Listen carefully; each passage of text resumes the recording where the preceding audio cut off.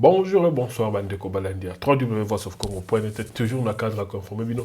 Et Zalinga Iwabino Molobedi, na Combo ya Franco, Senaye, les sous na émission, na Bino Bolinga Kamingi, ya Vok News. Vok News, ya lolo, Tokolobela, sur ba actualité, ça dit que le Kanambo, Kanabiso, Webete na FCC, Bitumbezali Makasi, entre Mwanamboka Baet, au basili ko suspendre et il y a sili comme ma soutien côté ya Fachi na premier ministre Ilunga et Tokolobela paix surtout au Tokolobela quoi les boss Tokolobela zali sur makambo oyo libre Afrique sili ko koma sur le Mwanamboka Matungulu ba sili ko koma ete Matungulu asili kondima poste moko euti epaya Fachi poste yango za poste nini botikala awa na Vok News boko yeba yango mais est-ce que ça solo wana pe to yebite et tokolobela pe moi mokepe sur la muka et tokosukisa sur ce que de konabiso Daniel Shekomba asilaki hein kokoma sur proposition oyo azali kosala na mwana mboka Fachi akomisa Joseph Kabila mokonzi ya armée pona kosilisa bakambo nyonso oyo ya mabe ezali kosalama na este tweet na yo wana ecrée ba polémique ebele tokolobela yango awa pona koyeba soki bino mpe bakongolais sika bozali kopense nini donc pona bandeko baye a mbala ya liboso oyo ezali chaîne YouTube na bino Vok Info TV bosabone bocliquer abonner parce bakomi abonner wana et bokike cloche pona kozwaka ba information na biso nyonso ya sika oyo ekobanda kokota na chaîne YouTube na biso na ndenge na sila koloba na bino tokoti na mozindo ya actualité na biso na ko rappeler bino ke biso ba émission na biso na Vok Info télévision dès to la Vok News toko kabula yango na ba partie donc donc ça a été première partie qu'on a là ce qui a actualisé l'équipe Molaï deuxième partie qu'on a là ce qui fait la troisième partie les là mais nous sommes beaucoup retrouvés en gros dans compte YouTube na biso donc to continue l'actualité alors dernier la série qu'on a bino journal la libre la libre Afrique non beaucoup de libre Belgique mais ça partie à libre Belgique oyo et ce qui paka na masolo ya Afrique libre Afrique bango basili ko kumaete mwana mboka Freddy Matungulu oyo azali pe moko ya baye babundaka na lamuka bakomi ete mwana mboka Matungulu asili kondima poste na Fachi boyebi ete lamuka bazali ko prévoir koza na réunion na bango awa le 20 juillet awa esika fallait ba décider to ba solo là sur tout ce qui s'est passé sur coordination ya Moïse Katumbi et ba tala soki bakoki ko avancer ensemble en tant que plateforme ou pas parce que boyebi ko sila boyebi ko yeba ete mikolo mileki awa na kati na bango mbutu sila ko kota makasi entre mwana mboka Martin Fayulu na mwana mboka Moïse Katumbi bandeko bazali ko soutenir mwana mboka Katumbi bazali ko s'en prendre la bandeko bazali ko soutenir mwana mboka Fayulu et bandeko bazali ko soutenir mwana mboka Fayulu bazali ko s'en prendre na bandeko oyo bazali ko soutenir mwana mboka Moïse Katumbi et na kati wana ba pressentiment eza que réunion au pays bazali ko kende na Lubumbashi et ko kipe kozala réunion ya suka ya la muka.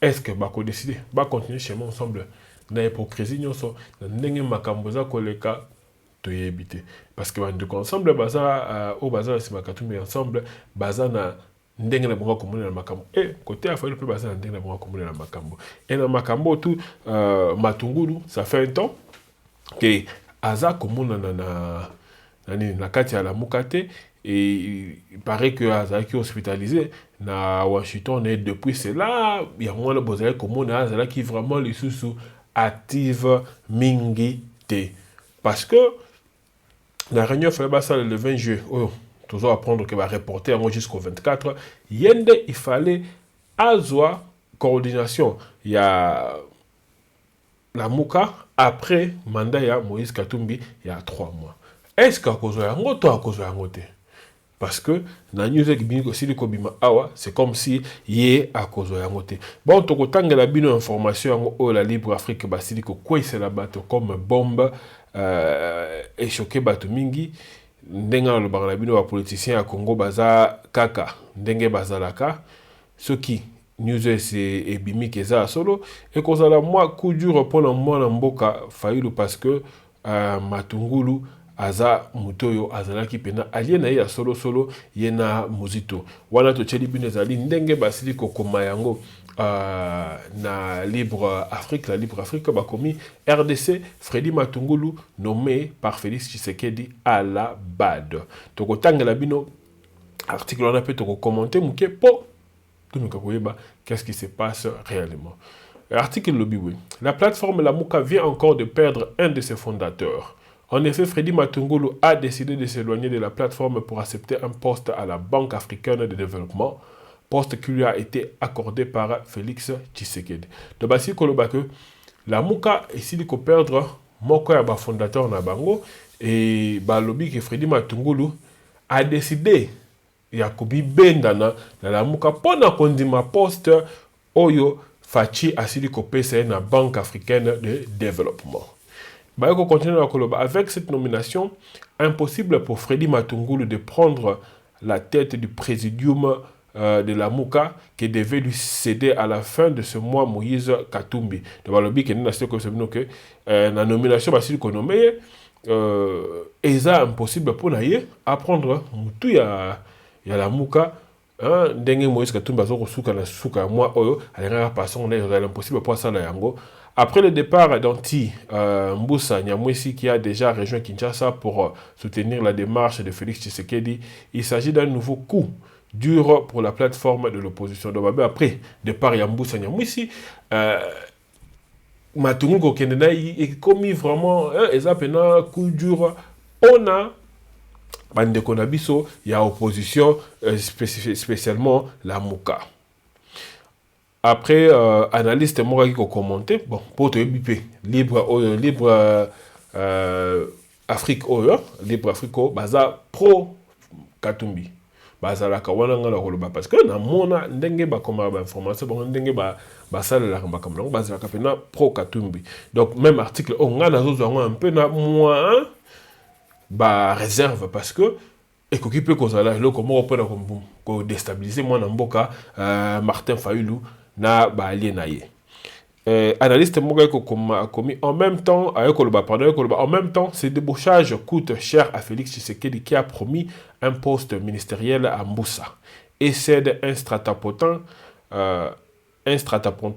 doré à Matungulu alors qu'il y avait des candidats pour ce poste là dans la plateforme Cash. Bah que bah débauchage hein ndenge Félix azoko yiba la muka ba piona bango ndenge azwaki Mbusa Nyamwisi de la yoko Matungulu parce que Mbusa Nyamwisi a prometté que poste ya ministère moko donc a prometté que poste ministériel et na Matungulu asili kopé ce poste oyo tandis que na poste oyo ba candidat bazala ki pe belé na kati ya Cash o bazala ko la poste oyo Fachi asili kopé sango Matungulu et analyste na ko continuer à koloba pas sûr que ce loi soit bien vécu par les siens.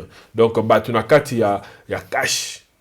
Ba ko sepela na le kambo yote facha uchuko sala. Parce que bango na kati kuna bango babundi na ye. Bango babunda kina ye pona komena bokondi. Ba komi na bokondi au lieu à remercier bango, ye a komi ko za ba poste oyo bango bazele ko zela pe a komi ko pesa ngo pa ya bato oyo babundisa ki ye. Donc bango ba ko zo yango malamo te selon analyste o. D'autant que la prise n'est pas d'un poids politique très important, Matungulu ne représentait que lui. Ah bah bipé sous on a analysé donc nandenge gotu mutongo Matungulu basili kozwa. Aza ko représenter le Comoroté na poids politique. Parce que a représenter aka yé moroso botali parti politique naé, aza ni ba député, aza ni secrétaire général, donc aza a représenter aka yé moko na Congo na biso wana selon article oyo donc babi kizaka makambuto on est dans les symboliques donc makambuto oyo ezo sala mezaka dans les symboliques donc ezala en kaka ba stratégie pona ko affaiblir Fayulu mais en même temps moi je dirais si ça s'avère que c'est vrai Matungulu na expérience naie et naba étude toi ça là peut-être à quoi apporter et le komoko ya motuya na économie ya mboka. Na étamboleli ya mboka. Peut-être akoki kosala yango. Donc, pour koloba que oui, azo représenter Karayemoko, oui, c'est vrai. Politiquement parlant, il ne pèse pas autant. Mais, côté, il y a comme Mama Mayele, il y a soki, information zali ya solo, na koloba que oui, pour la kumoko ya bien. Article aussi la na koloba plus acerbe. Un autre témoin fait remarquer que le soutien de Martin Fayulu a finalement trouvé sa vérité à la BAD, plutôt que dans le urne. Donc, Moutou savait que soutien à Fayulu, hein, Moutou a soutenu Fayulu la vérité des urnes, au lieu qu'il ne retrouve la vérité des urnes, vérité des urnes, na urne, hein, na place bakenda ko voter. Il y a qui retrouvé la vérité des urnes, na la Banque africaine de développement. Et si tu peux essayer de commenter sur information Oyo, ezali site Oyo to bengi ya ndeko na biso politico, bango pe basili koloba sur cette information, bango basili koloba boye. Selon une information rapportée par nos confrères de la Libre Afrique, Freddy Matungulu vient d'accepter un poste à la Banque africaine de développement. Un poste proposé par Félix Tshisekedi Balobi et même chose. Si cette information est confirmée, Fayulu vient de perdre un autre round face à Tshisekedi après le départ de Moussa Nyamwisi, qui a récemment quitté la Mouka pour aider le gouvernement dans la lutte contre l'insécurité et la maladie à virer ce Ebola à l'Est. Notons que depuis son hospitalisation à Washington, Freddy Matungulu s'est de plus en plus éloigné de la coalition de la Mouka, dont il doit prendre la coordination tournante après la fin du mandat de Moïse Katumbi au mois de juillet 2019. Donc, on va essayer que ce qui est information, et ça, solo, donc, comme on Fayulu, asidi ko ndeto ba na match ya boss, asidi ko perdre le round mususu na Fachi. Donc, Fachi, asidi ko bete KO, et que après départ, il y a Moussa, le bac des présidents pendant mon Ebola. L'autre monde est là, Freddy Matungulu, Freddy Matungulu, Freddy Matungulu, Azalaki hospitalisé. Depuis il y a Bella qui m'a hospitalisé à Washington.